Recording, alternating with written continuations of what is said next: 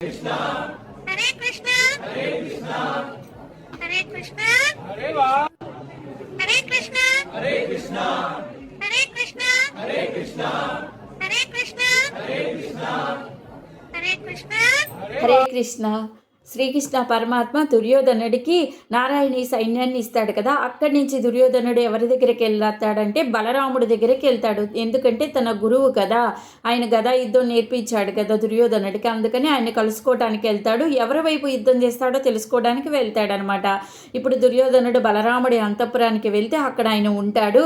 దుర్యోధనుడిని చూసి చాలా ఆనందపడి ఎప్పుడొచ్చావు దుర్యోధన, బాగున్నావా అని కుశల ప్రశ్నలు మొత్తం అడుగుతాడనమాట. అడిగి తెలుసుకుంటాడు. నేను బాగున్నాను, ఇలా శ్రీకృష్ణుడు నాకు ఇన్ని 2,00,000 నారాయణి సైన్యాన్ని ఇచ్చాడని చెప్తాడనమాట. చెప్పంగానే అప్పుడు బలరాముడు చాలా సంతోషపడతాడు. సరే మంచిది, నువ్వే యుద్ధాన్ని గెలుస్తామని చెప్తాడనమాట. చెప్పిన తర్వాత దుర్యోధనుడు ఇప్పుడు అంటాడు, బలరామవర్య మీరు ఎవరి వైపు యుద్ధం చేస్తారు అని అడుగుతాడనమాట.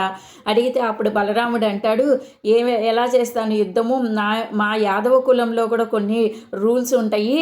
నేను మొన్న ఉపప్లావ్యంలో నీ గురించి మాట్లాడితే చిన్నవాడైన సాధ్వికి ఏమన్నాడంటే, నీకు ధర్మం తెలీదా, ధర్మం వైపు మాట్లాడాలి, నువ్వు అధర్మం వైపు మాట్లాడుతున్నావని నన్ను ఖండించేశాడు. నా మాటని నాకు ఇంకా చాలా బాధేసింది.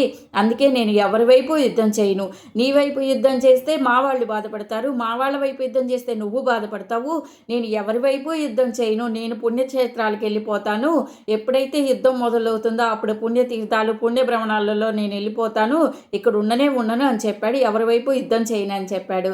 అప్పుడు దుర్యోధనుడు అంటాడు, పోనీలే గురువర్య, మంచిదేలే, మీరు నా వైపు మాట్లాడారు, నాకు చాలా సంతోషము అయినా కానీ నేను యుద్ధాన్ని గెలుస్తాను. ఎందుకంటే నా దగ్గర ఇప్పుడు 9,00,000 అక్షోహిణి సైన్యం ఉంది.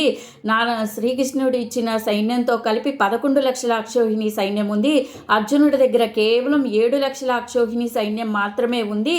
నేను యుద్ధాన్ని ఎలాగైనా గెలుస్తాను అని చెప్తాడనమాట. కర్ణుడి దగ్గర వాసవి శక్తి ఉంది.